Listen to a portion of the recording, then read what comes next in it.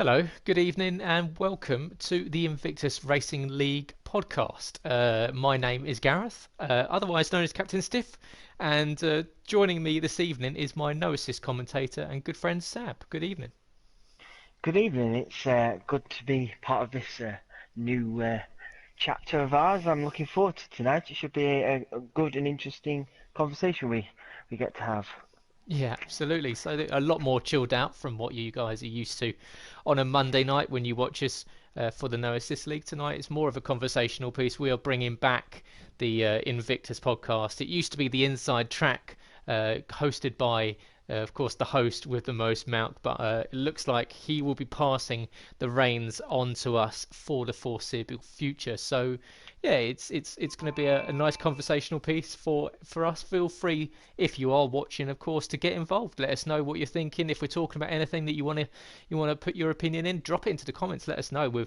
We're more than happy to find out what you lot are thinking, how you felt last season went, how you thought the Canadian Grand Prix went. We're going to be talking about a whole manner of different things across the podcast. It's not just going to be about Invictus. We're going to try and get involved in as much as we can, find out the width and the breadth of not only Sab and I's motorsport knowledge, but equally some of the members that we've got here in Invictus, whether it's from, I'm sure, from the BTCC, MotoGP, all sorts of motorsport. We will be chatting about it on this podcast. So thanks very much for joining us, guys, and we'll get into the introduction, please. And yeah, really, as I said before, my name's Gareth, and you can catch me from next season in F2, and Sab will be adminning the F3 League, which of course on Wednesday nights. And if you're new to Invictus, it's a esports racing league. We race on F1, currently F1 2018,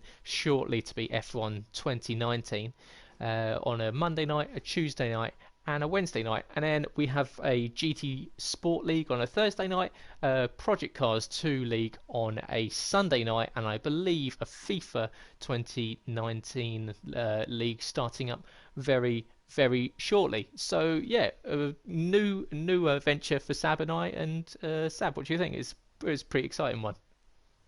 Yeah, most definitely. I'm looking forward to, like you say, hearing what's other people's opinions are, whether it's part of people part of this league or from other areas of gaming, new people wanting to look at joining Invictus. It'd be interesting to hear other people's opinions, like you say, on the Canadian Grand Prix, for example, or their own races during this season, or and stuff like that.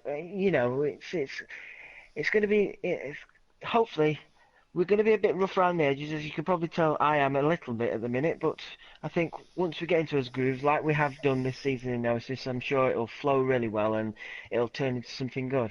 Yeah, absolutely. Of course, there will be always will be teething issues when it comes to the first time, but I'm sure you guys watching and listening will be more than happy to stick with us and let us know how we're doing. And yeah, getting into it, let's find out a little bit more about each other. So, Sab, let us know a little bit more about yourself, where you're from, what you do as part of Invictus, how long have you been racing for, if of course, and on what games. So yeah, let us know. So I'm currently from Chesterfield in Derbyshire, United Kingdom. I've been racing um, for say 2.5 years now. It's relatively short, I'd say, compared to a lot of people. Definitely not one of the most experienced people. I didn't start out at Invictus. I started in another league. I grew a bit tired of that league, I have to be honest. And a friend of mine introduced me to Invictus, and I soon started to make some good friends here, and felt a lot more welcome than I did in the previous league, especially because I'm a new person. You want to try and bed yourself in and get used to what it's like, because as you're probably well aware, racing in career mode is a hell of a lot different to racing online against fellow people, especially very competitive people. It can be a bit of an eye opener, especially was for me when I first got into this. But yeah, it's probably now the only reason why I play F1 now. I don't particularly get into the career mode now. I might play it when it first comes out, but for me now, it's all about racing online with friends, getting especially recently, into the commentary and enjoying that as well. So Invictus to me, it's gained me a lot of friends. It's gained me a lot of highs. I have had quite a few negatives as well, DNFs and stuff, but let's not talk about those. But overall, it's been a really fun experience and one that I'm really looking forward to being a part of for the next game. Yeah, it's been good. It's been really good. Yeah, it's good. It's one of those things where, like, so I joined Invictus May last year, I think it was, and yeah, I think I had the same thing as you. It's the friendliest league. I was in one league before, and there was some nice guys there, but it was to me it was poorly managed, and here it's the complete opposite. I think you've got the site directors, you've got Craig, you've got Malcolm. They really do run a tight ship, and I think with a strong admin team and the like, it's a really I find it a really positive experience driving around here. I really look forward to racing, whether it's on Tuesday or Wednesday nights, and equally I think I'm not sure about you, but the doing the commentary on Monday nights, that was definitely that really pushed me out of my comfort zone. I really look forward to doing that each week, and I think yeah, it's doing it with you on a Monday. It's definitely helped with my confidence when it comes to public speaking and or in speaking to essentially the void, because what you can imagine for us, for those that obviously haven't done commentary before, is you're literally just sitting in a room looking at TV talking to yourself, because there's no one there. Obviously Yeah. Sab quite a distance away, with me being down in Oxfordshire. So yeah, it's I think I've been league racing for around about a year and a half or so, and it's the I'm not sure, and of course if you are watching, guys, and even Stephen and Nick, good to have you in, boys. And but yeah, it's one of those things. It's the social element, I think, that we enjoy as much as the racing. Yeah, most definitely. Like I say, you talk about the commentary side. I I won't swear, but I was absolutely bricking it when I first started with you. I was thinking, what on earth am I getting myself into here? It was one of those, like you say, you're out of your comfort zone. But I'd been watching your streams of the No Assist previously, and I just really fancied it, and you seem to be come across as really well spoken in the streams, and it sounded like you were really enjoying it. And I thought, why not give it a go? And I'll be honest with you, it's probably the best decision I've done this season in terms of Invictus, because racing side for me it's been a bit patchy. I've had a couple of holidays in between which has interrupted the flow, and it's always hard to try and get your rhythm back after you've had a week or 2 weeks away from racing, and you can get a bit frustrated. So to have the commentary as like a nice added distraction has helped me keep enjoy this season, because like I say, if that wasn't there and I didn't wasn't enjoying that and doing something like that, then I may have probably got a bit fed up and probably faded off from this season, because it's difficult, especially when you have different connection issues and different other issues. It can get a bit disheartening. But like I say, commentary is definitely my highlight for this current season, and I will always say thank you for having me along. It's my pleasure, man. You don't no need to say that, because it's definitely one of those things that I like, guys. If obviously if you're listening, feel free to give it a go, because it's one of those things that it definitely does push you out your comfort zone. You have to sort of really start paying attention. It is quite tricky to be watching, moving the camera around. Of course, not as intuitive on 2018. Hopefully, on 2019, it looks like they've made it a little bit better for the people that do what we do. For them to stream a little bit easier. But yeah, it's if you want to have a go, guys, you're more than welcome just to give a shout to myself or to Sab, and we can speak to the proper authorities. And it's one of those things that, of course, I love doing commentary now. I'd almost do it more than the racing. It's one of those things that's I find it quite relaxing, and it's very enjoyable, especially if you've got a good race going on. And if you've got good action in front of you, it's hard to not call a decent race. So yeah, it's one of those things that I'm kind of glad that I kind of fell into this, because I really I think it was about 2 seasons ago. I just asked Craig on the off chance. I said to him, "Look, do you need an extra pair of hands with the commentary?" And I think at the time Alex Nevermiss was doing the No Assist League, and so I just jumped in with him, and from there, yeah, really enjoyed it. So yeah, it's I think if you're that way inclined, give it a go. I agree.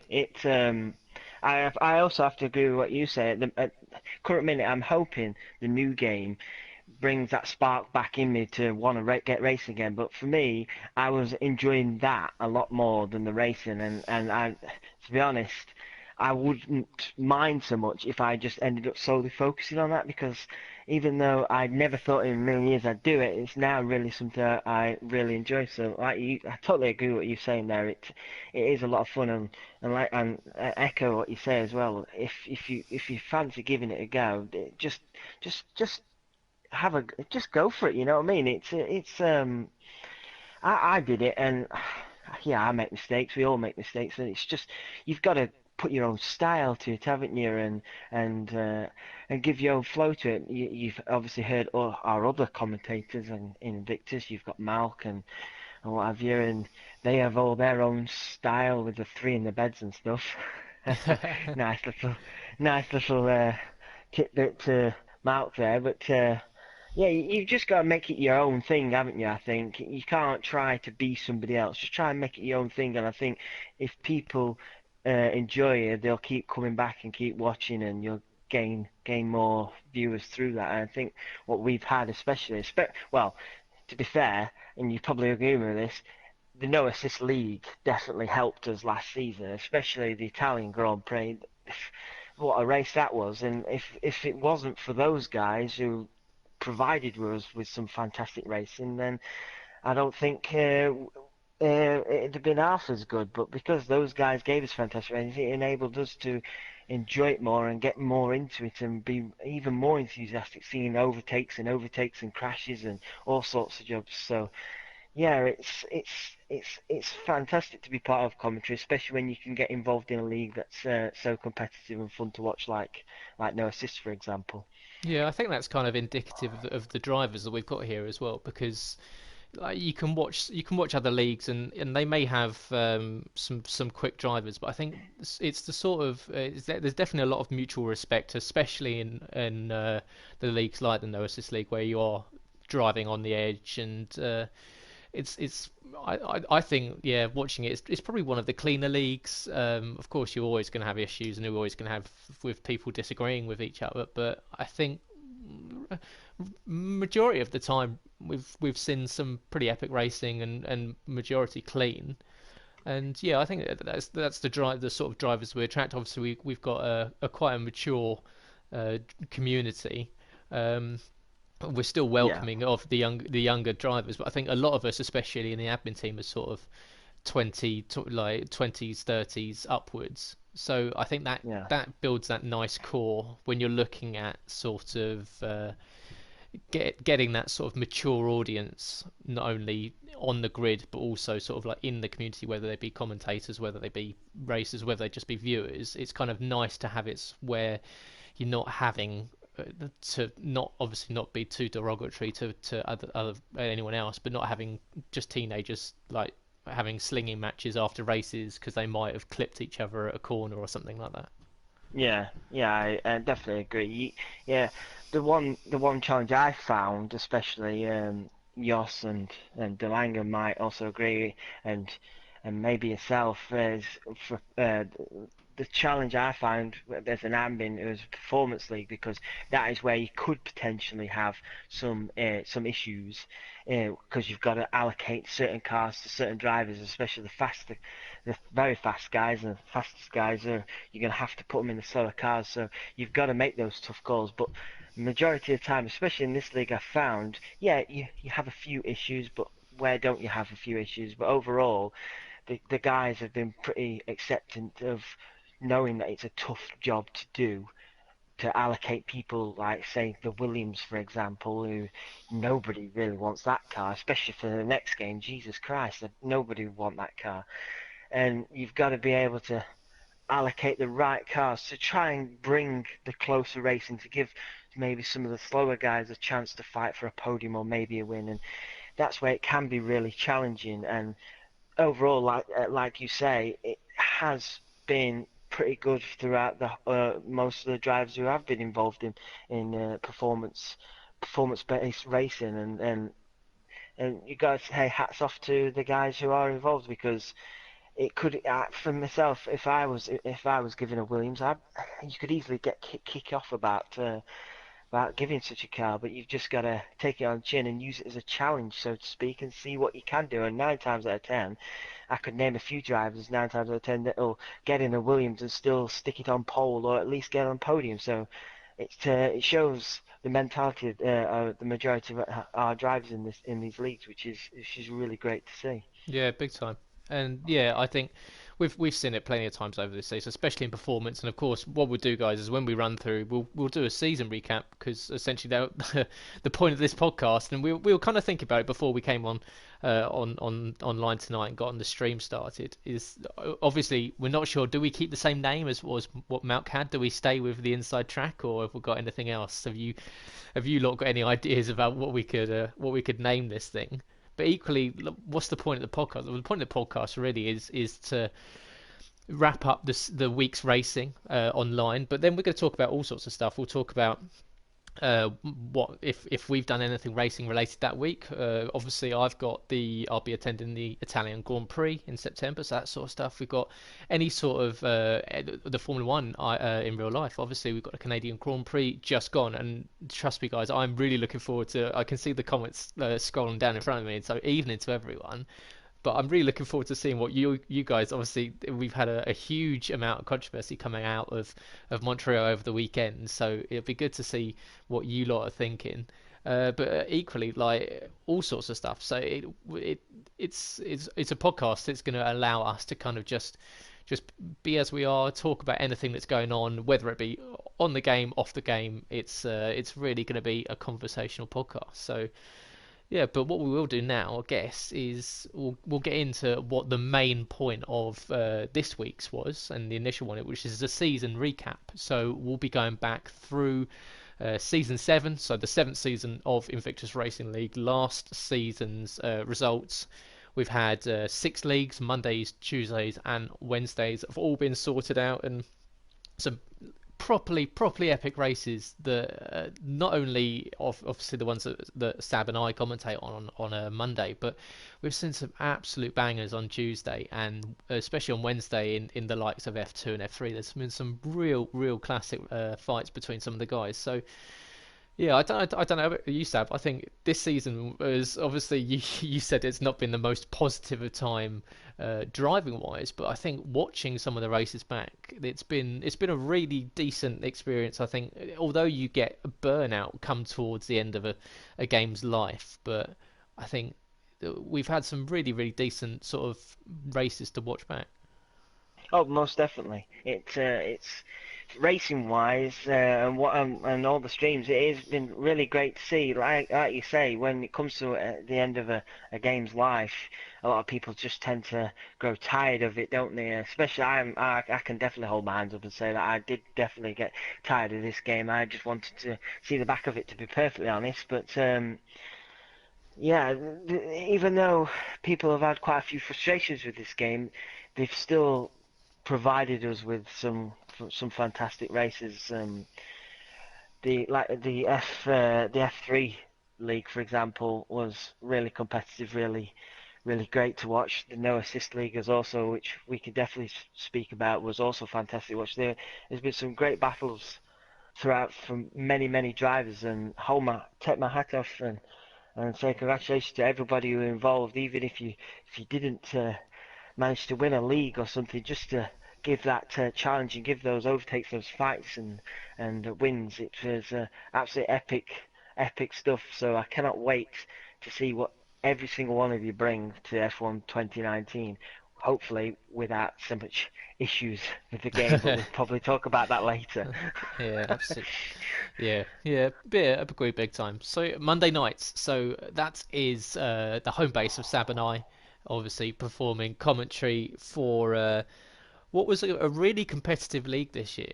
And although at the end of the season, I think we saw Boy Better Know. So if that we'll probably reference him as Scott more than Boy Better Know, but Scott, he kind of it looked like he ran away at the end of it. But throughout the season, we saw a number of drivers, didn't we? Because we saw Scopefielder started very nicely. Then Sam obviously started the season on. We had I think we had Scott won the first two races in Bahrain and Spain.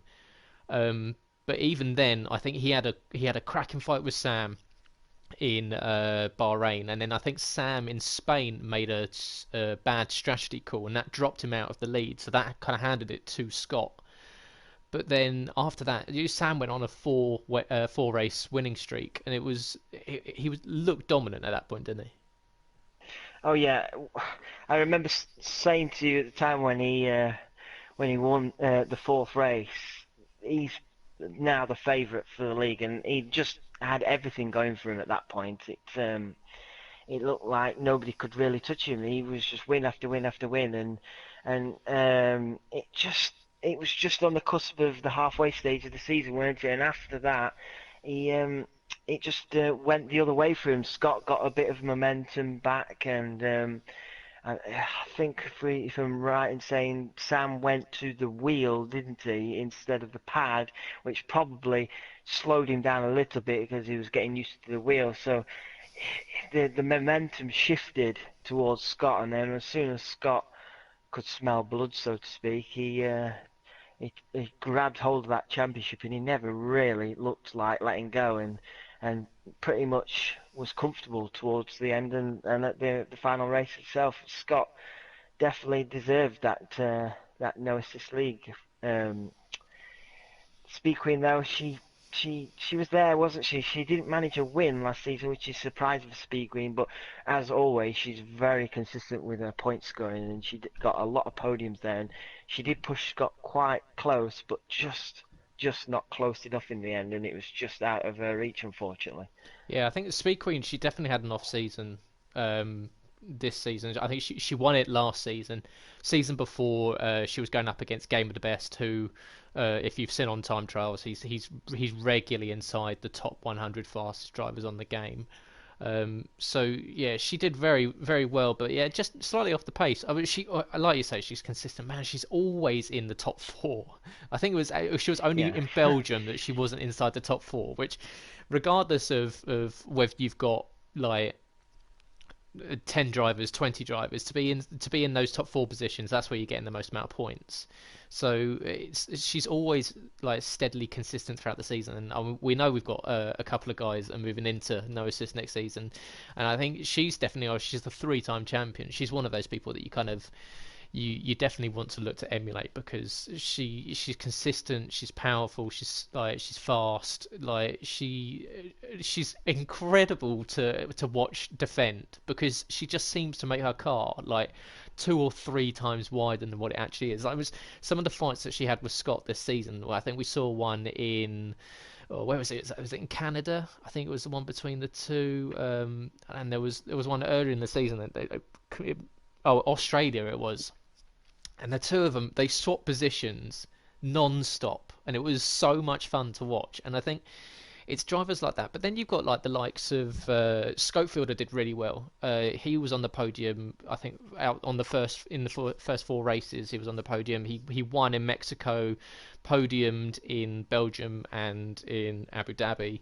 So he's always a quick driver. We know obviously he won the F1 Equal Performance F1 League this season. But like the likes of GP1 Alex, so he was another driver. Don't you think that he really impressed this season, because Yeah. he came in new, and Alex really kind of got himself in, especially towards the end of the season. He got himself right Yeah. up the front. Yeah, I agree.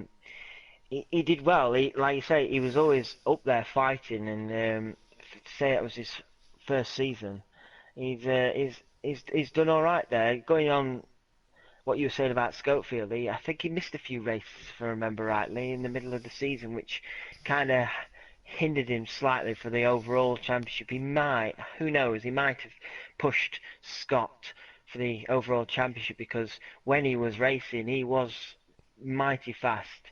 at times. He getting those pole positions. I remember one pole position. I think it was Mexico. He pulled a storming lap out there, and I think he didn't he, if I recall, he had a couple of races where he just made a few mistakes as well. And another day he'd have probably run away with the lead and probably won the race. So I think Schofield will probably feel a little like he's missed opportunity, so to speak. He could have probably won that overall championship if he had a bit more luck and he didn't have to miss a few races. But it'd be very interesting to see if he is regularly in next season, along with Speed Queen, along with Scott, maybe even GP1 if he comes along and anybody else who can get themselves involved there. It'd be really interesting to see the fight next season for the championship at Tier 1 and Tier 2 and then overall, because there's some super quick competitive guys in there, and if we can get them regularly fighting and not really missing any races, it's going to be hard to pick a champion out of 5 or 6 names. I'd say they're all that good. It's could be very interesting to watch Gnosis next season. Yeah, I think there's definitely potential next season. I think we moved to equal for the Gnosis League last season. Before that, it was performance, and I think I think it was last season, but um, before that, but I like in theory I like performance, but when it comes to Gnosis, it works so much better with them being equal because you are just essentially you're given a car and you're told to keep it on the track and drive it as fast as you can, and to go up against people at exactly with the same sort of machinery as what you've got, as opposed to someone that might have a slight power advantage. Yes, you might be in theory slower, you might be in theory faster, but in the same way that it's fun to race performance, but I think when it comes to these guys that are running as close to real life as you can get on the game, so with no assists on, it's probably the equals the best way to do it because you're really testing yourself up against each other, sort Yeah. of like mano a mano, and Yeah. so yeah, I think equal really benefited these guys because they were able to kind of really push themselves, and you really did see the likes of Scott, Speed Queen, Sam, Scope, those guys that sort of really stretched out a lead. That they are the top tier that we have to offer, or at least the No Assist League has to offer. And I mean, Scott races in real life. He's got two cars, I believe. Well, he's definitely got one. I think he's trying to get rid of the other one at the moment. So he spends a lot of time on the wheel, whether it be on project cars or whether it be on Formula One. And he always says that he uses, especially around Silverstone, because he races around Silverstone, that he'll practice all week. So like you're gonna know that if you beat Scott that week, that you've done a pretty good job Yeah, because definitely. yeah, it's one of it's essentially it's his thing. So yeah, I think moving to equal definitely benefited the league. I think it made it way more exciting for us to watch. Um, and it brought us some really fun races because we saw the top guys being able to fight against each other rather than sort of be displaced, and Yeah. I think that makes it more exciting for everyone else to watch. Yeah, I agree. Yeah, it was the right call to go equal cars, definitely. I was just reading through the comments there. Meg was saying Scope is his personal driver for 2018. I would definitely put Scope up there. I've raced against Scope many, many times. He's a super, super fast guy. He's definitely one to win many more championships in Invictus. If he's not got any holidays or sick days or anything like that, he's definitely, I have to agree, he's definitely up there as one of the best drivers from well, I say last year's game, this current game still, but you know what I mean. Yeah, I'm just reading a few of the other comments. Basically, some people talking about Canada. We will talk about that shortly later on. Yeah, yeah, it's like you say, it gives these guys, the fast guys, to really compete against each other, and it's like it only benefits us as commentators and the viewers themselves. So, yeah, bring it on for next year, I say, as it is. Yeah, absolutely. Yeah, and then I think I've got the what I've got, guys, is I've actually got the provisional lists for every league. So when we go through, I'll run through what the league is looking like so far, and obviously it's still provisional and there's still a lot of to be confirms in there. But you can see, like, looking at the no assist league for next season is like a who's who of ridiculously fast drivers, and I think just looking at it, it's really exciting because I think no assist we saw at the start of last season that the league was looking strong. But there's always, like, we knew there was potential that maybe you'd be missing two or three drivers at least every week. But I think next season, hopefully, we're going to have at least a full grid. Well, I say at least a full, at least 15 of drivers, which would be nice because obviously you want to see as many on the grid as possible. Um, but yeah, I've got the list here, so I'll run through it quickly, guys. You've got the two admins will be Nikki 9095 and Delanga 93. So Delanga will be back, so that's really good because obviously we lost him for half a season. But yeah, he will Welcome be back to back. Delanga. Yeah, and he's a driver that he sort of goes under the radar, I think, because Yeah, he's picked up a win in the no assist league before because he won in Belgium when he first started. yeah, So Mark's one of the guys where you really it's like he either he tends to have like a really good race or just be completely off the pace, like weirdly off the pace. Um, so I think it'll be really interesting to see what he can do next season.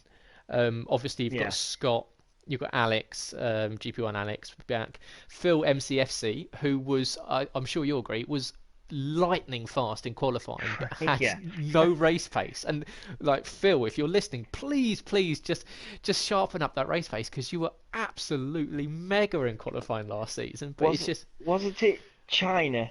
He got pole in China. Was it China? He got pole and he was on for the win, and he picked up a drive 5 second stop go penalty for yeah, speeding in the yeah. pit lane. I think that was right. And then he picked up a few more penalties, and he went from winning the race to I don't even think he finished on the podium in the end. And I was actually gutted for the guy because he put out such a mega lap in qualifying because I had my eyes on Scott and a few others for the pole position, and he pulled that out of the bag, and you sat back and went, wow, that is a mega lap, and he started out the race off fantastically, didn't he? And then that speed in the pit lane just kind of triggered it, and it just stumbled along then, and unfortunately for him, he just went downhill from there. But like you say, if he's listening, just tidy that race pace a bit, cut some of um, those penalties out, and he could be right up there next season. I know, coming from me, he's probably way faster than me. He's racing in the no assist league, so he might not want to pay attention to me. But Yeah, I know. Who are we to talk? yeah, exactly. I couldn't compete with these guys. Never mind get a pole position. But it would be good because he's definitely got the pace, hasn't he, to compete in this league. It's just sometimes he seems to just push a bit too hard and push the track limit boundaries a bit too much, and that's when you can get a bit out of hand, can't you, with the penalties? Yeah, because I think we saw that a lot from quite a few drivers last season as well. Yeah, we did. Yeah, But I mean, when you are like, obviously, I don't run no assists, and I only really sort of do it just to have a laugh at how bad I am. To the point where I think there was one race, I think it was Spa last season. I accidentally kept myself in the car as opposed to setting myself as a spectator. And so I had to do the formation lap and start the race and then retire. And immediately off the line as the formation start, I was pointing backwards, which I don't know how that happened because I've done races where I've not used any gears before, but yeah, so it proves that maybe I'm all talk and no action when it comes to doing no assists. But then it's one of the things that I've set myself a goal. I'd love to be doing no assists by the end of 2019. It's unlikely, but I think as soon as I'm looking to move to the wheel, sort of in July time. So yeah, I'd love to be running at least no traction and no ABS by the end of the game. And I think it's good to set your goals for something like that because it's nice to, like, it's very safe, I think, to maintain being on the yes, same assists each game or each yeah, season. It's always nice, sort of. I've dropped down. I would drop down from full traction down to medium, and then I'm trying to. There's some races where I feel confident not using the racing line, but then there's others where I'm just like, God, if I didn't use the racing line, I'd just be in the pit lane every other lap. So I think I don't know I don't know how you feel, but I think when it comes to Noah, it's good to sort of challenge yourself by making the game harder. Yeah, I personally, I've been aiming to get myself a wheel myself, but I keep seeing new things I want to buy, and I keep distracting myself, and I'm terrible at saving up for things. So I said set myself a target for getting one just before Christmas last year, and we're in June now, and I've still not got one. So you can see how well that's going so far for me. But I personally do want a wheel like yourself, and aim to try and reduce the assists and push myself and see what I can do and see how far I can get with this game, because it would feel more rewarding if you can win races without any assists or very limited assists. So yeah, I can definitely applaud you and agree with you on that, to try to go to the next step and step onto the wheel next, even if, for example, you're a little slower than what you would have been normally. It's just all about learning to play the game differently, so to speak, rather than on a pad. And yeah, one day, I promise, one day I'll be on a wheel, but I cannot tell you when. I think, yeah, and we saw guys come in late into the season as well, because I'm just going through the list. We've got XD Archie and White Fountain. They both joined quite late into the season, and they were new to no assist as well. And both of them did, I think, pretty nicely. I think White Yes, Fountain. I think both of them had a really good first outing in Mexico. It Mexico, yeah. Yeah, it tailed off a little bit after that. I think they made a few errors at Spa, but then. But I think that's to be expected for these guys that are coming in new into no assists, and people like White Fountain and XD Archie are like, it's always going to be tricky, but I think they did really well. Like M Doran 09, he's in as well. Then of course you've got the big hitters. You've got Speed Queen, she'll be back. Joel Fee 520, another driver that Joel's got the pace. He was up there challenging Speed Queen a few seasons ago, but last season he just seemed to be sort of, I don't know whether it was just like not having as much practice on the game, but he really seemed to have some off races every now and then. So yeah, Joel's definitely someone that I'll be looking at, sort of hopefully will be getting a little bit quicker and getting a little bit more getting further up the grid next season. Dragio, who was in Performance One last season, so he'll be moving up to the No Assist League. He's a bit of an unknown quantity because he was in the Performance League. I raced against him on Tuesday nights there, and he's a good driver. So it'll be interesting to see how he copes with going up to No Assist. Sam with the Pito, he'll be back. So the lightning fast Spaniard, so he's back. We've got a rookie. We've got FPL, so brand new driver, FPL Charlie. He's the only actual rookie there to Invictus that'll be joining the No Assist League. And then you've got Nick will be in it, White Fountain, like I said. And then we've got our TBCs. We've got SJD, Humbo Stone, MJ Coop, Meg, who's talking about it in the comments at the moment. Scopefielder is hopefully coming back, and Tony Y, who will hopefully be coming as well. So 20 drivers and a pretty tasty lineup.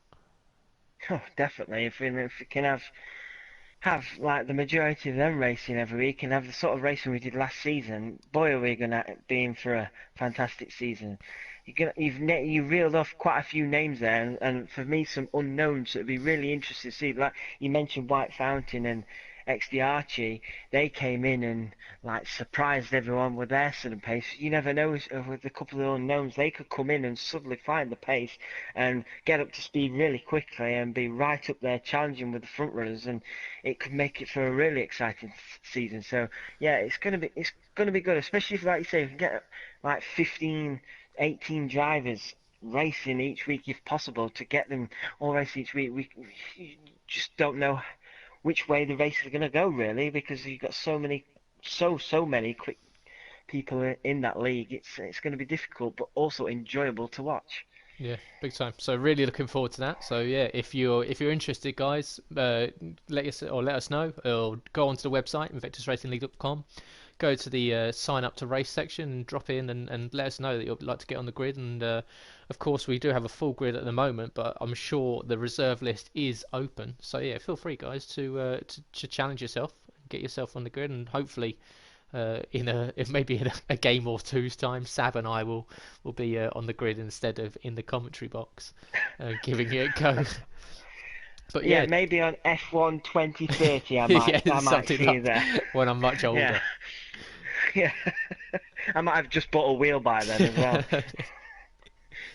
So Tuesday night performance league. So for those that are new to Invictus and new to us, the performance league, we use realistic performance on Tuesday nights. And this season we had two leagues. We will be moving to one for next season, but we had two this season to accommodate a couple of extra drivers. Performance one was won this season by Skyzy, the French driver, and he's probably set the record for the most amount of championships won with such a low count of race wins. He's won two championships. He's won the Performance League back to back now. He's only taken one race win in 2 seasons, which is ridiculous to think that he's obviously so consistent, and credit to him because he is. And I've watched him.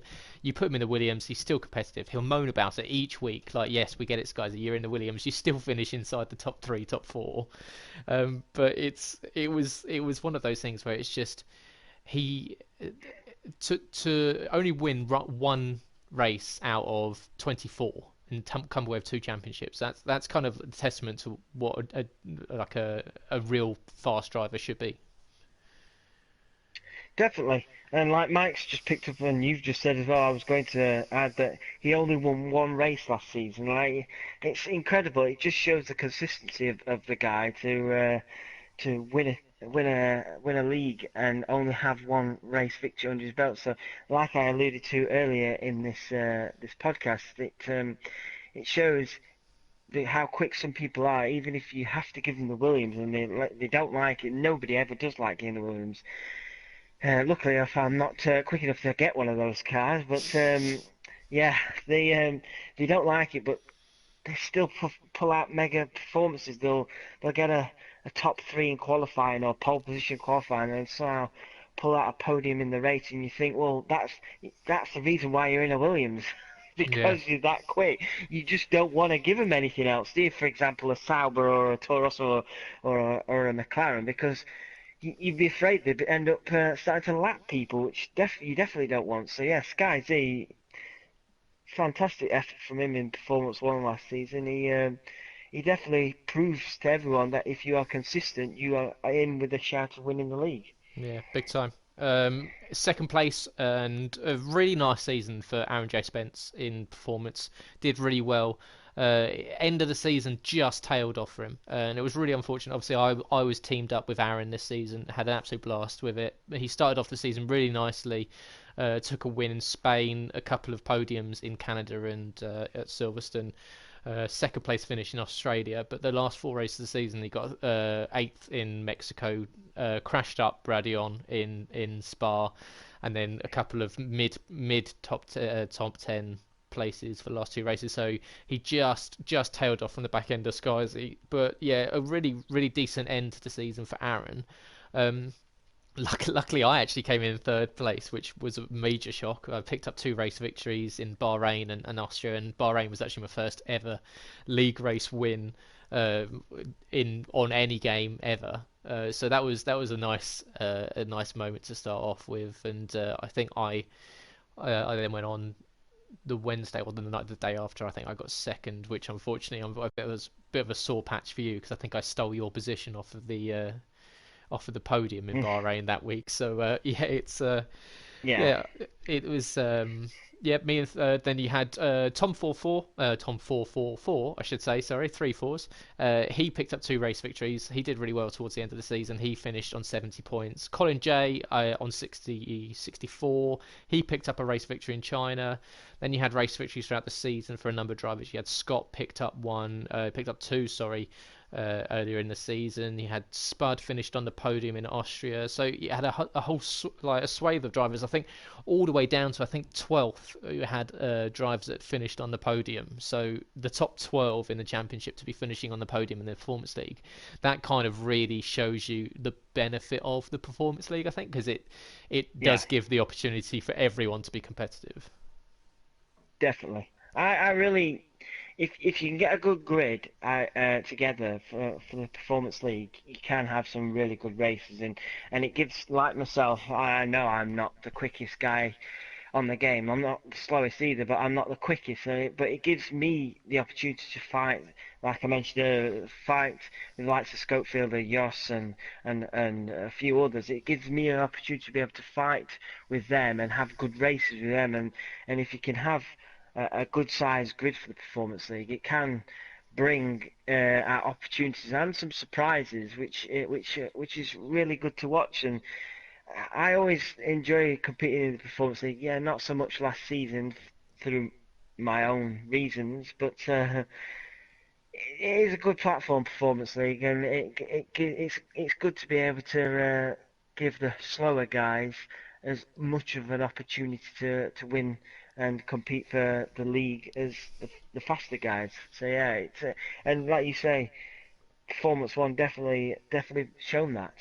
Yeah, big time. And yeah, it was a fun league to be part of, and I think next season is very interesting. I think obviously it's going to be incredibly tricky for the admins. I think next season because you've Yes. got four cars, or well, essentially you've got six cars on the grid that will be very, very tricky to allocate. And I think we've got, looking at the list, we've got a full grid for the Performance League next season, so it's going to be incredibly hard. Ouch. I think, yeah. So you've got the Ferraris and the Mercs, which will just be light years ahead of everyone else at the moment.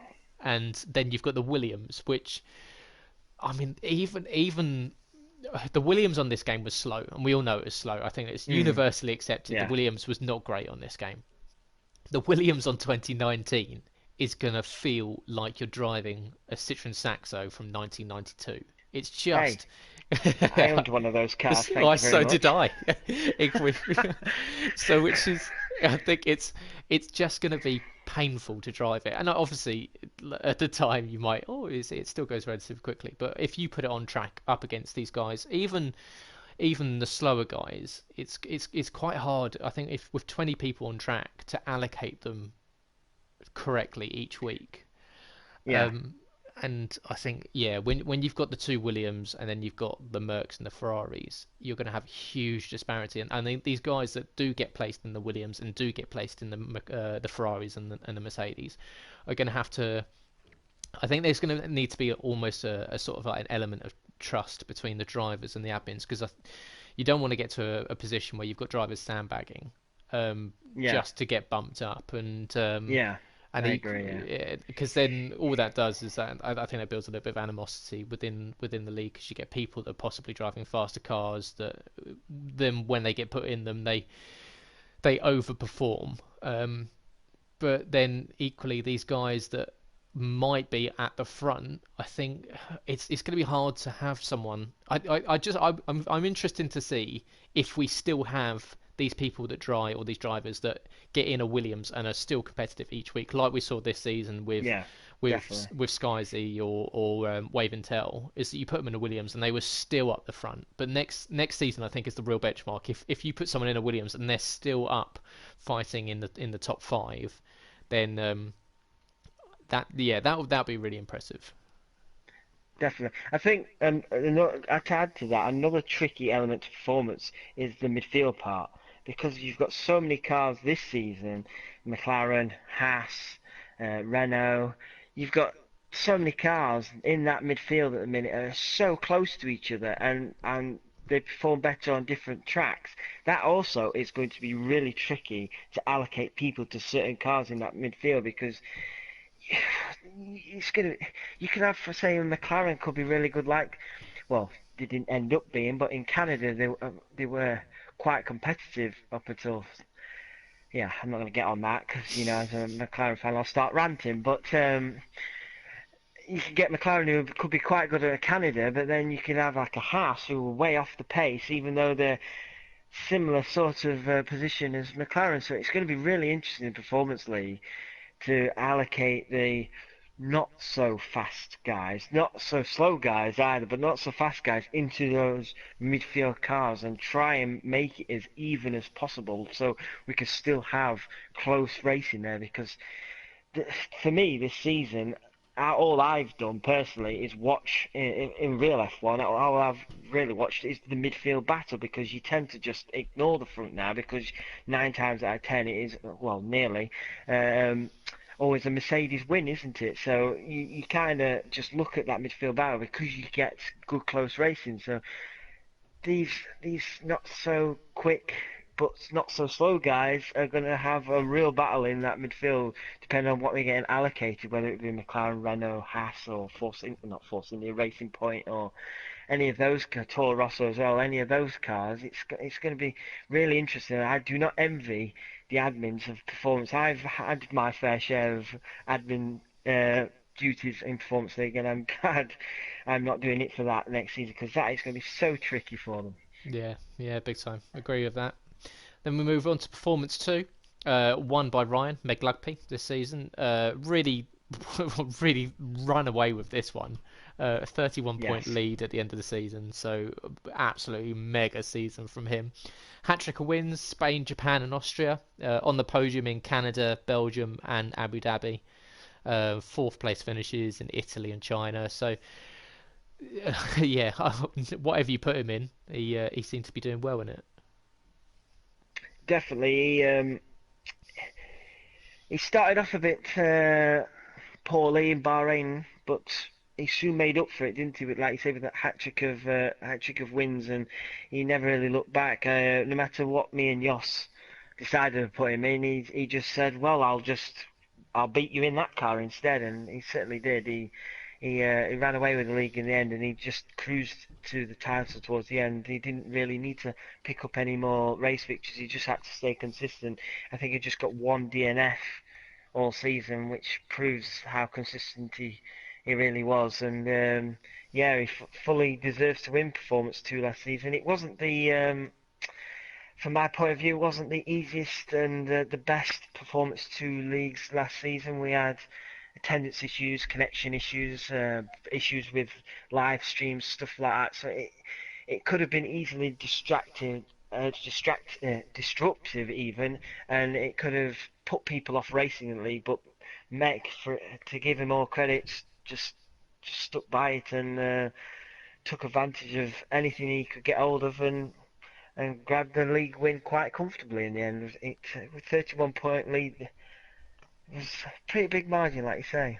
Yeah, yeah, but I think all credit to him. He did a fantastic job.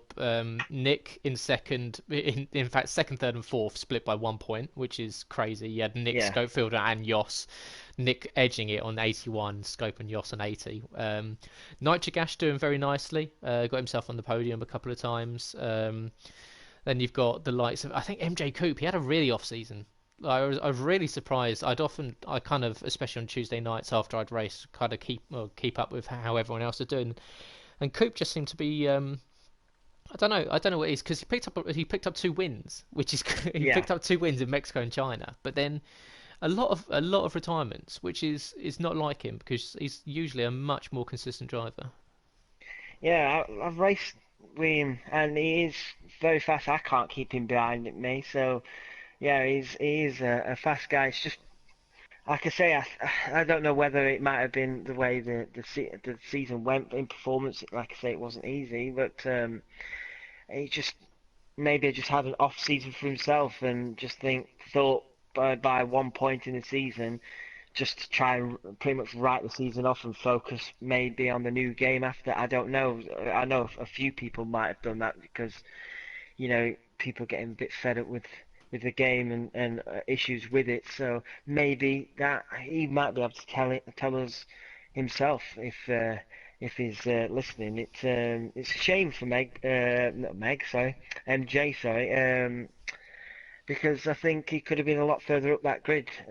We tried to allocate him cars a bit slower than what we thought he'd be a lot quicker basically. So we allocated some slower cars and just didn't quite work out for him. It's a shame, like I say, but hopefully for his sake he can gather himself and clean start for next season.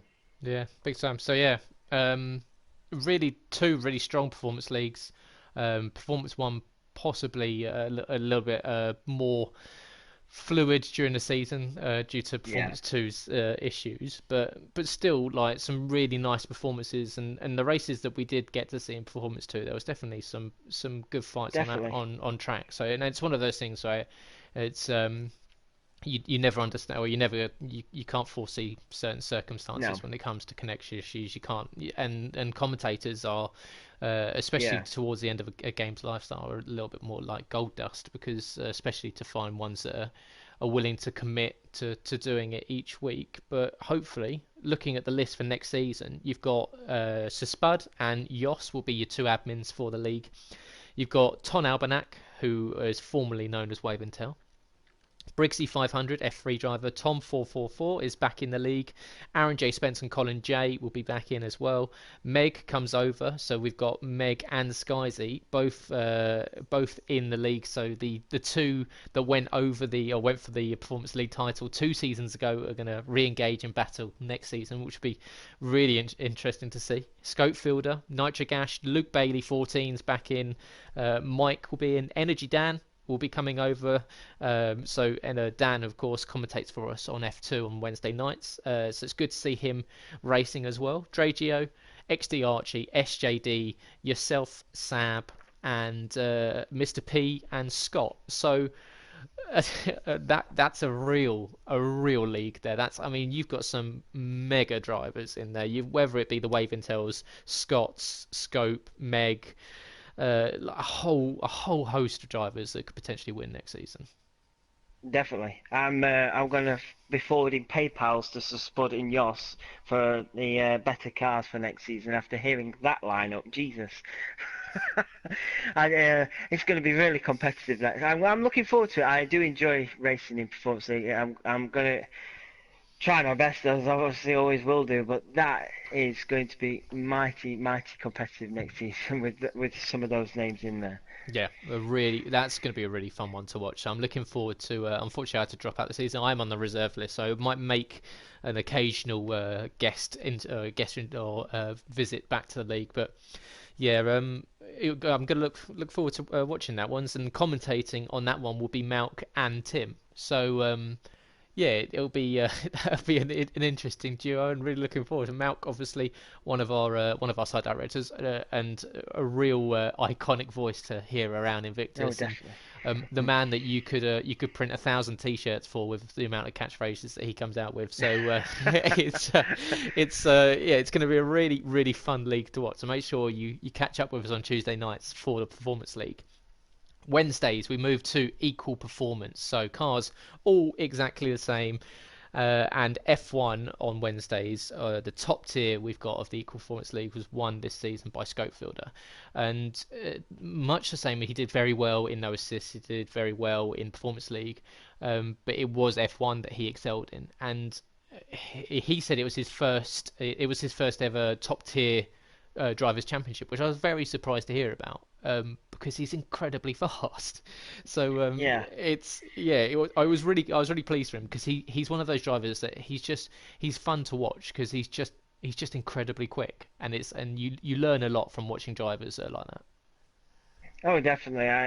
I've mentioned before I've raced with him. I remember a race in Performance League against him at the French Grand Prix, and he was like one of those annoying wasps. Won't go away from you. You kept trying to waft him away, and he'd come back. I think I was in the Red Bull. I'm not sure what car he was in now. I know he was in one of the slower cars, and no matter what I did, I was trying my hardest. He just would not go away, and eventually, I made a mistake, and he went through to win. And that guy is you've just surprised me saying what you said about that's his first top top win, and you'd expect a lot more. And I think next season I wouldn't be surprised to see him right up there winning more next season, because he is, like you say, a very very fast guy.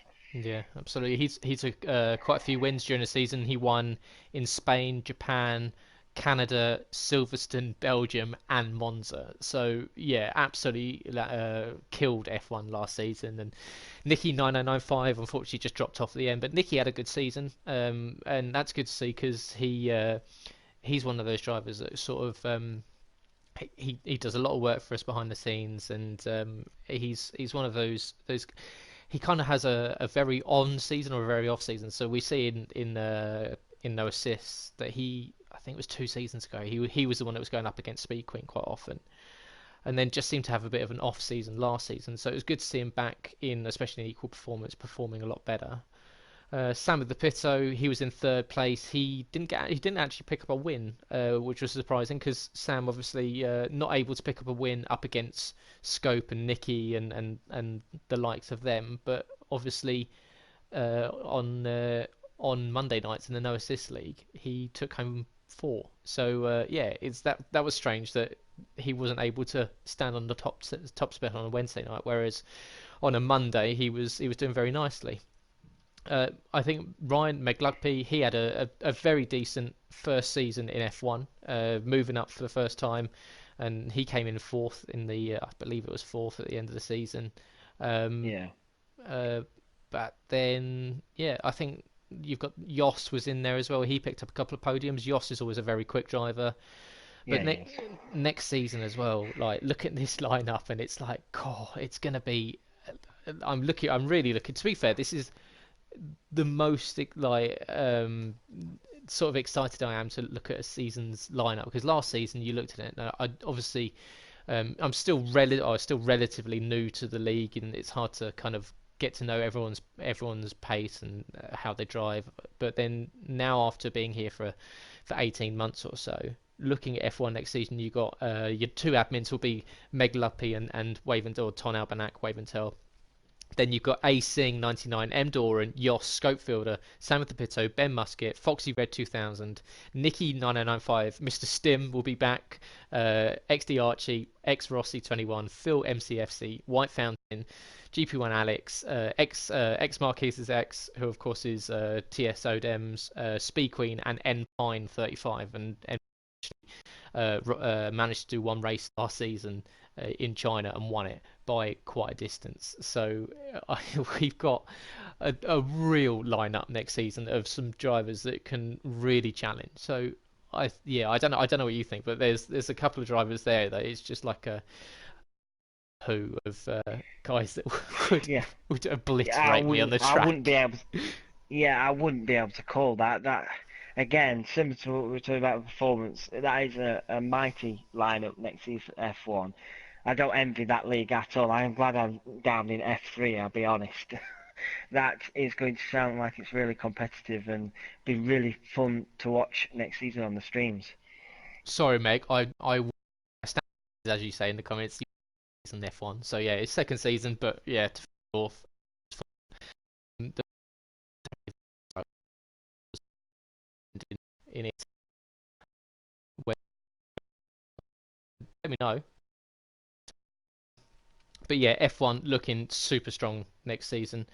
F2, we look back at it. Nick L.J. Thompson, uh, and he was a man on fire come the second half of the season.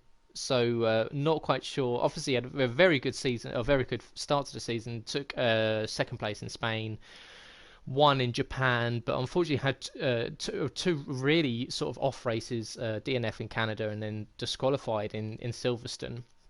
But then after the end of after the break from race 7 to race 12, 3 wins in a row: China, Australia, Mexico, third place in Belgium, back on the top step in Abu Dhabi, crashed out in Italy, but after winning the championship. But yeah, Nick, like, and I know he's watching, but Nick, one of those guys that he's. Since I started, I always thought Nick was sort of the guy that I'd like to sort of emulate because he was always quick, really nice guy in the lobbies beforehand, and really easy to chat to. But Yeah. it's been really nice to sort of watch his progression to go through from where F2 was and fighting up, and now to see him take the championship is pretty cool.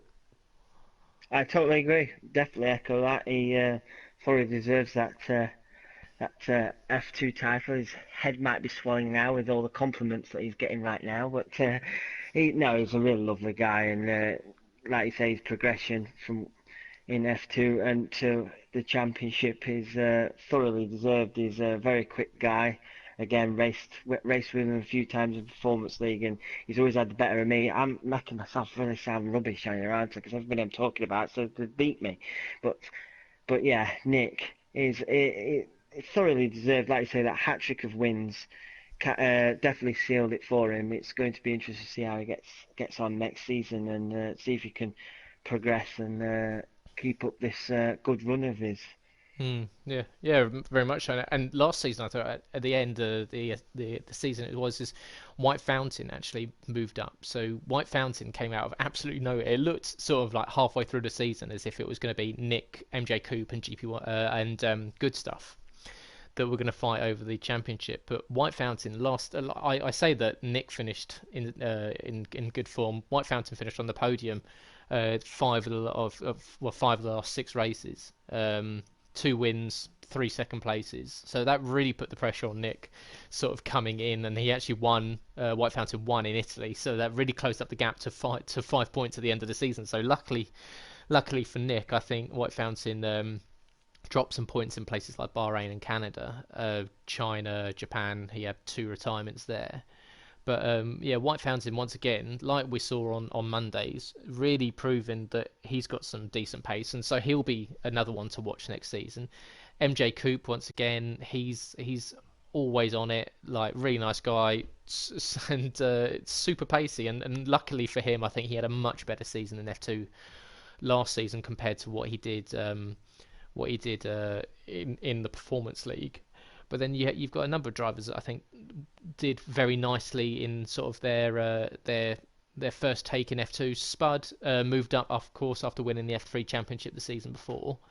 And although he only ended up on 25 points, if you look at the gap between F3 and F2, it's definitely getting a lot closer, I think. And I think coming into the season, I think Spud saw it as slightly overwhelming, and he started off fighting over top 10 positions, but leading towards the end of the season, he was picking up sixths and fifths and places like that. So I think hopefully that's the sort of thing that I'll be looking at doing because I'm moving up to F2 next season because it's Yeah, and we were talking about it before we started streaming that as you get faster by racing faster drivers. So and I think Spud kind of showed that because he was able to kind of get up to speed later in the season and show off that he'd been progressing and learning.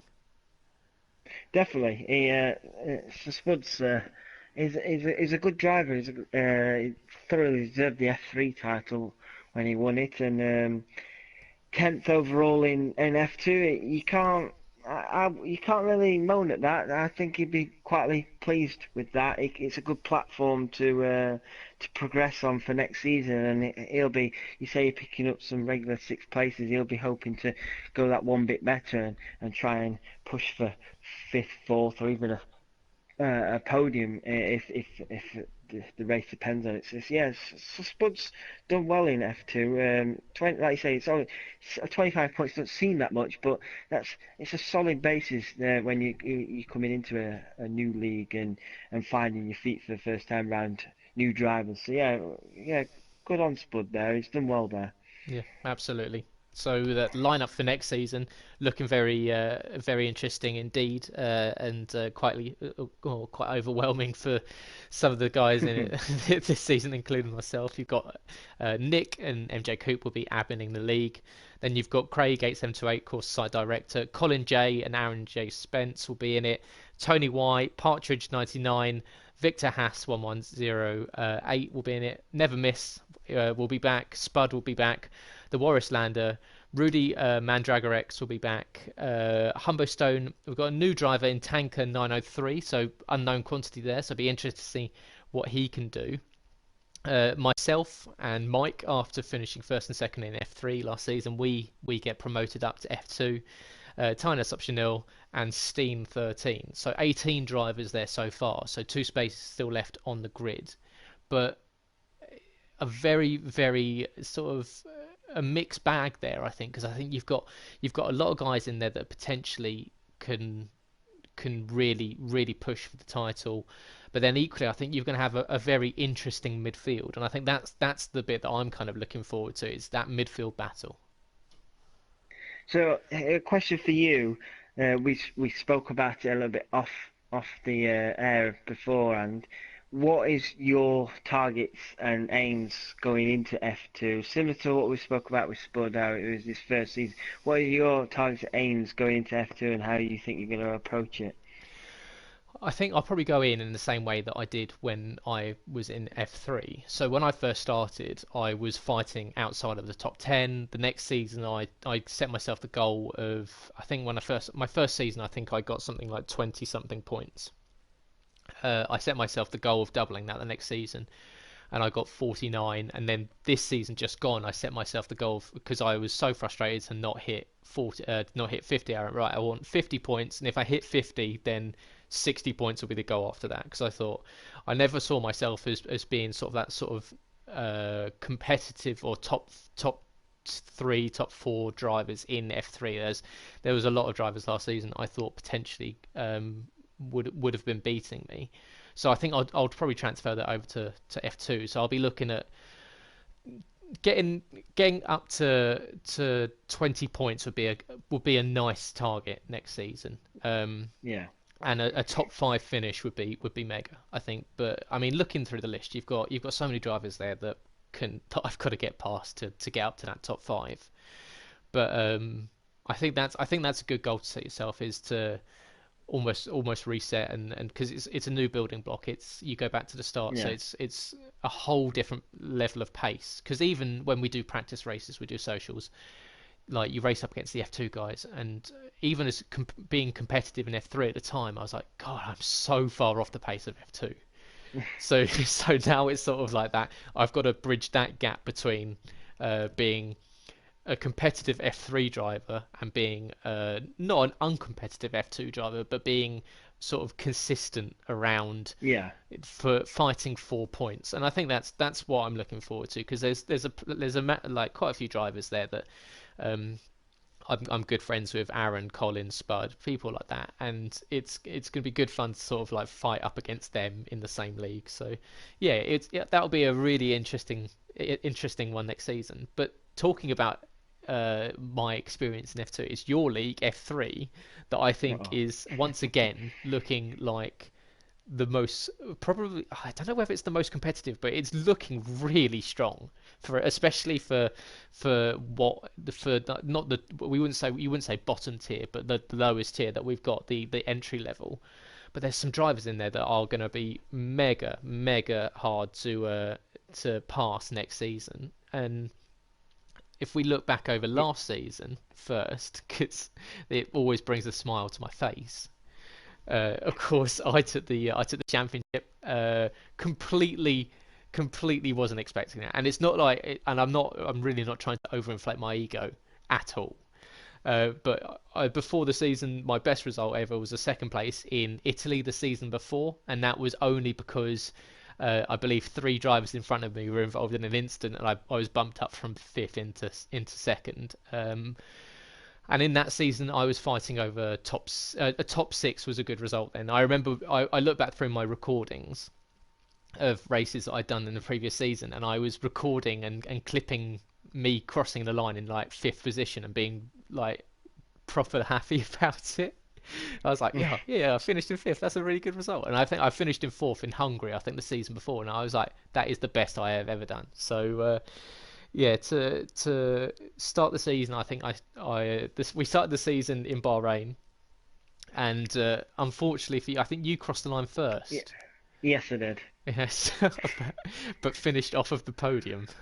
Yes. Um, I so I looked back. I looked back on my video clip. I'm still adamant I didn't speed through that pit lane, but what can I do about it? It looked green when I crossed that line. It looked green on my screen, but it gave me a 5 second penalty, and that pretty much killed my race. I won't lie, I did swear a bit that evening. It's because for me, it was my first season in F3. Yeah, I didn't compete much after that. I'll admit that it's due to holidays and stuff. But it was my first time in F3. I won a pre-season race just before that as well, and I thought, I, I thought I'd know. Like similar to you, I didn't think I'd be able to compete up at the front, so to speak. And when I was leading in Bahrain, and then that happened, you think, oh, my bad luck. And I'm hoping this season can change. Next coming season can change. But for you, it gifted you a podium. So there you go. Yeah, I was delighted with my second place finish. So it was Bougie who started the season with the win. He took Yes. he took the victory. F1 Richard, who after the season before was very consistent, and Richard was one of the guys I kind of tipped for the title this season. And I was very surprised that looking at the end table that I know he missed two of the last three races, but his consistency that he'd been showing in the season before, it just didn't translate, which was slightly surprising. And but then you look at you had guys like Ferocious Dan, he won in Japan and Austria and Belgium. Mike, after starting off the season with a couple of poor results in Belgium and Spain, then just seemed to get stronger and stronger and stronger as the season went on. He was so consistent. He finished, I think it was in fourth, but it got bumped up to third in Austria, third in Canada, third in China, second in Mexico and Belgium. Finished off the season with two wins in Abu Dhabi and Italy. So Mike kind of really pushed me, and I mean I picked up my three wins in Spain, China, and Mexico. Two of the three were in the rain because that's I think luckily being on the pad is probably slightly easier in the rain. Um, and yeah, I think my strategy really worked for me in Spain. I ran mediums for about 24 laps, which was the most ridiculous thing I've done because I think they were on 92% when I pitted. Um, Ouch. yeah, but went on to the intermediates at the end. Same again in Mexico. Went for a wet setup in qualifying in the dry, so I was absolutely nowhere. I think I qualified last or second last or something like that, and just had to pass everyone throughout the race. So that was probably my favourite race of the season because that was I really had to fight through to take the race victory there. But then you look at the rest of the league. You've got Snoop Markey. He picked up a race victory in Australia. He's gonna be decent next season. Brooksy 500. He came in second in Spain. That was a shock result for him because that was only his second race in the league, but that was a really decent one. Steele BL 66. He's another guy that really improved late in the season. But then I was looking back over and Stevens says that I was praising Nick too much earlier, but I think Stephen is he's definitely one of my shining lights of F3 last season. And yes, he only finished on 31 points, but if you look back at his season before, I was teammates with him at Renault, and the end goal on the end the goal that we set each other was that he was going to hit double figures by the end of the season, and he was fighting over 1 point each week, and then this season he's consistently been better. He's been fighting at the front, and sometimes it's been strategy that it's kind of held him back, and he's had to pit late or he's got involved in an instant. And we saw, I think he got tangled up with Dan a couple of times over the season, but he finished on 31 points, so almost tripled his point score. So I think F3 kind of allows you to really sort of improve because you Yeah. race against guys at your sort of level, but it's one of those ones where it's hard to say there's not as much pressure, but you can just focus on your own race a lot of the time, and I think that's where you learn the lines, you learn the best strategy calls and things like that. And I think F3, that's what I really liked about being in F3 is that it's very easy to learn from each other, if that makes sense. Yeah, I agree. Yeah. Even though I didn't compete much in F3, that's the impression I got anyway, and it's definitely a good starting point, isn't it, to try and find your way, so to speak, in these leagues, and try and climb the ladder, so to speak, and get like you say, focus on your racing style and and just knuckle down, so to speak, and focus on what you need to improve and what, like you spoke about earlier, goals and stuff like that, what goals you want to set, and try and build yourself targets to the point where you can become competitive. Like yourself, you are a very good example of that. You've you've started off in F3 and now you're an F3 champion, and like you say, you didn't expect to even come close to winning F3. So it's good example that to show that if you just focus on your racecraft and focus on how to perform and how to do your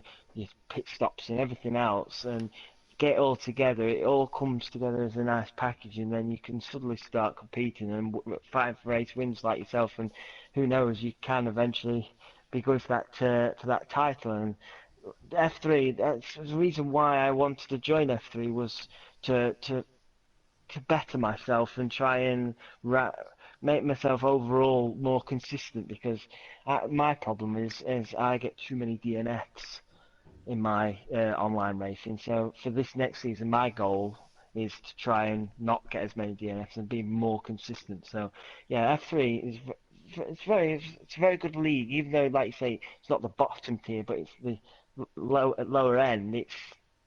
It's a good platform to get your online career going if you've never raced online before. Yeah, absolutely. And looking through the list for next season, you've got a lot of drivers joining for the first time. Um, You've got yourself and Stephen will be adminning the league. Then you've got Bougie, who will be back. Luke Bailey, who will be joining the Equal Performance League for the first time. Ferocious Dan will be back in there, so he'll be a good one to look at next season. Tedjar's back, so luckily Tom, unfortunately, after picking up the Constructors' Championship with me last season, he'll have to look for a new teammate. But Tom's always a good guy to have. He's very good with um, his what you We call it, might constructive criticism. He's very good at sort of building your confidence and motivation during a race. He's one of the he guys. might already have a teammate, by the way. Oh really? Oh, very interesting. So yeah, he's one of those guys. He'll just let you know that you're doing well, which is always good to hear that your teammate's supporting you throughout the race. Um, then you've got the first of the rookie drivers, DMAC 108. Brennon's and Briggsy 500 are back, and Bren, of course, he switched his assists back on for the end of the season and picked up some really decent results. So be interested to see if Bren sticks with the assists for next season, or if he turns them back off again.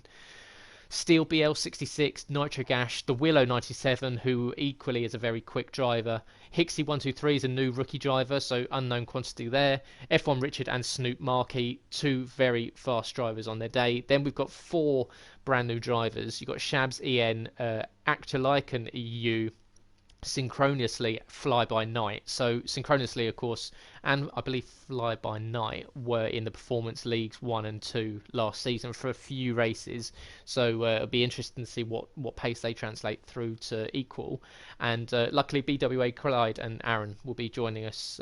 He will be the 20th person on the grid, so a full grid in F3 next season with Notorious as a reserve. And of course, you've got Malk commentating. So what should hopefully for you and the guys down in F3, it should be a really decent season. And we've seen in the voting, the pre or the end of season awards, that F3 was voted most exciting league last season. So who's to say that it shouldn't be next season?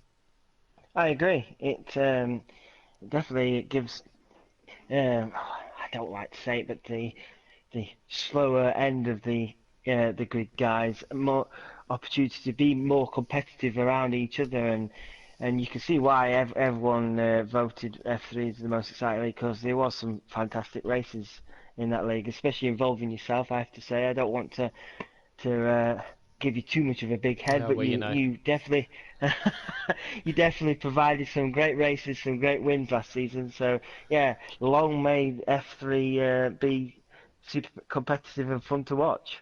Absolutely, and so yeah, that is, guys. That's a recap of last season, and looking forward to next season with the league makeups. And I am conscious that I did not realise that we've been talking for this long, so I won't keep you much longer, Sam, for the first episode. And I think what it will do is this will be a nice one to start with. As we've recapped last season. Is next week we can go into the rest of what I was meant to be talking about tonight, and of course that will be looking back at the F1 2018 game, looking forward to the F1 2019 game.